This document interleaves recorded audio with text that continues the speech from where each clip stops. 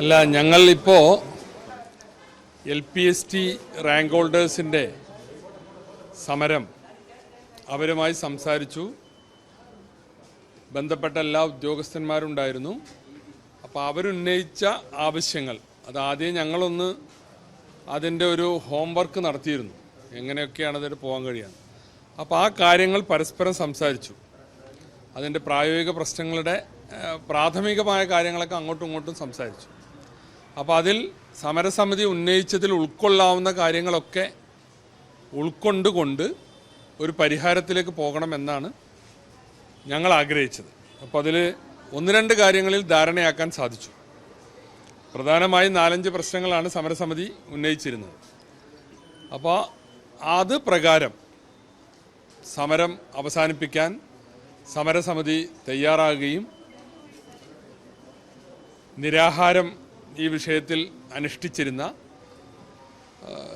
വളർമതി അവിടെ വെച്ച് തന്നെ, ഞങ്ങളുടെ ചേംബറിൽ വെച്ച് തന്നെ നമ്മൾ നൽകിയ വെള്ളം കുടിച്ച് നിരാഹാരം അവസാനിപ്പിച്ചു. അവരത് പ്രഖ്യാപിക്കുകയും ചെയ്തു. സർക്കാരിൻ്റെ ഇപ്പം മുന്നോട്ട് വച്ചിട്ടുള്ള ഈ നിർദ്ദേശങ്ങൾ അംഗീകരിച്ച് സമരം തൽക്കാലം അവസാനിപ്പിച്ചു, നിരാഹാര സമരം അവസാനിപ്പിച്ചു എന്ന് അവർ പ്രഖ്യാപിക്കുകയും ചെയ്തു. അപ്പോൾ അതിലുണ്ടായ ധാരണകളൊന്ന്, ഈ PSC നോട്ടിഫിക്കേഷൻ പോസ്റ്റിംഗ് ഒന്നും നടന്നില്ലെങ്കിലും 3 കൊല്ലം കൂടുമ്പോൾ പുതിയ പുതിയ പരീക്ഷയും നോട്ടിഫിക്കേഷനും വരികയാണ്. അപ്പോൾ അതിൽ സത്യത്തിൽ വ്യത്യസ്തമായ അഭിപ്രായം ഗവൺമെൻറ്റിനുണ്ട്. അപ്പോൾ അത് PSCയുമായി സംസാരിച്ച് പോസ്റ്റിംഗ് നടക്കാത്ത, വേക്കൻസി റിപ്പോർട്ട് ചെയ്യാതെ നിരന്തരമായി ഈ നോട്ടിഫിക്കേഷൻ വരുന്നൊരു പ്രക്രിയക്ക് ഒരു പരിഹാരമുണ്ടാവണം.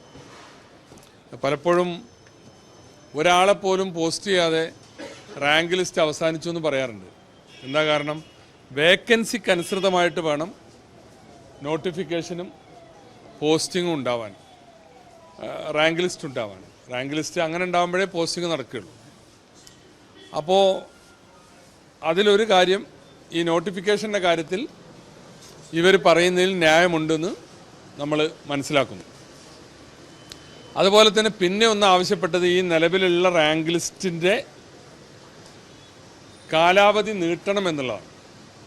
അപ്പോൾ ഈ റാങ്ക് ലിസ്റ്റിന് ഇനി 1.5 വർഷത്തിലധികം സമയമുണ്ട്. അതുകൊണ്ട് അതിൻ്റെ കാലാവധി അവസാനിക്കുന്ന മുറക്ക് അത് നീട്ടാനുള്ള നടപടി ഗവൺമെൻറ് സ്വീകരിക്കാമെന്ന് പറഞ്ഞു. പിന്നെയുള്ളത് HTV പോസ്റ്റ്, അതായത് ഹെഡ് മാസ്റ്റർമാർ 150-ൽ കൂടുതൽ കുട്ടികളുള്ള സ്കൂളിൽ ക്ലാസ് എടുക്കേണ്ടതില്ല, അവർക്കൊരു പകരം ഒരാളെ വെക്കാം അവിടെ. അതിപ്പോൾ സാധാരണ ഡെയിലി വേജസിനാണ് വെക്കുന്നത്. അത് നേരിട്ടുള്ള പോസ്റ്റിംഗ് ആക്കാൻ പറ്റുമോ എന്നുള്ളതാണ് റാങ്ക് ഹോൾഡേഴ്സിൻ്റെ ഒരു ചോദ്യം. അത് പരിശോധിക്കാനാണ് ഞങ്ങളൊരു സാവകാശം ചോദിച്ചത്. അങ്ങനെ പോസ്റ്റിംഗ് വരുമ്പോൾ അതിലെത്ര അധികമായ ആളുകളെ പോസ്റ്റ് ചെയ്യേണ്ടി വരും, അതിന് സാമ്പത്തിക ബാധ്യത എത്ര വരും എന്നുള്ള കാര്യം.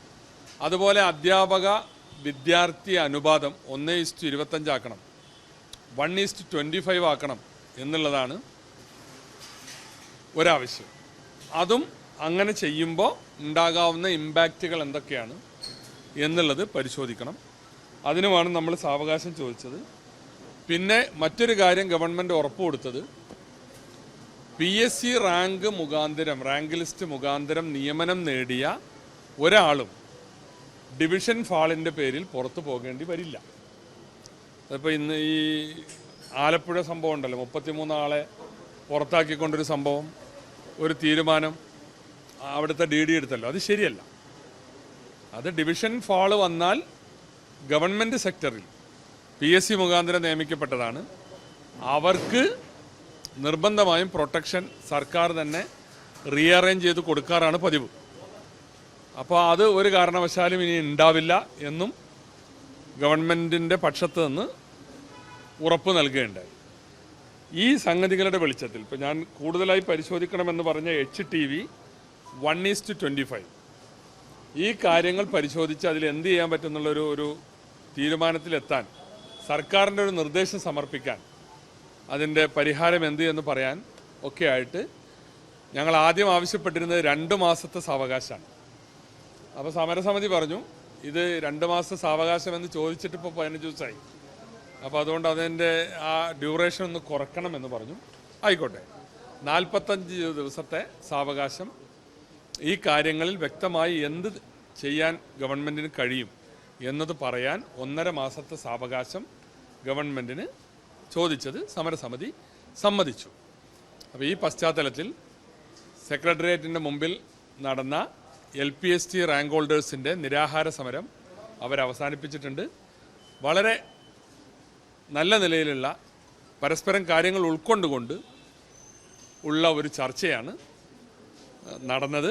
ആ ചർച്ച വിജയകരമായി പര്യവസാനിച്ചിട്ടുണ്ട്. ഇനി അതിൽ ചോദ്യത്തിന് അല്ല, അവർ പറഞ്ഞല്ലോ നിരാഹാരം അവസാനിപ്പിച്ചെന്ന് അവരും നിങ്ങളോട് പറഞ്ഞില്ലേ. അത് ഇനി അവരാണ് പറയേണ്ടത്. ഞങ്ങളോട് സമരം നിരാഹാരം അവസാനിപ്പിച്ചു, ഞങ്ങൾക്ക് ഈ 1.5 മാസത്തെ സാവകാശം അനുവദിച്ചിട്ടുണ്ട്, അതിനുശേഷം ഇനി ചർച്ചയുണ്ടാവും. അല്ല, അത് നമ്മുടെ നിലവിലുള്ള സെക്രട്ടറി, DG, അവരുടെ കീഴിലുള്ള അഡീഷണൽ അസിസ്റ്റൻറ്റ് സെക്രട്ടറീസ്, പിന്നെ ഡയറക്ടർമാർ, അവരൊക്കെ ചേർന്നൊരു സമിതിയാണ് ഇപ്പോൾ ഞങ്ങൾ ചർച്ച ചെയ്തത്. അത് അവരെ തന്നെ നമ്മൾ ചുമതലപ്പെടുത്തുന്നത്.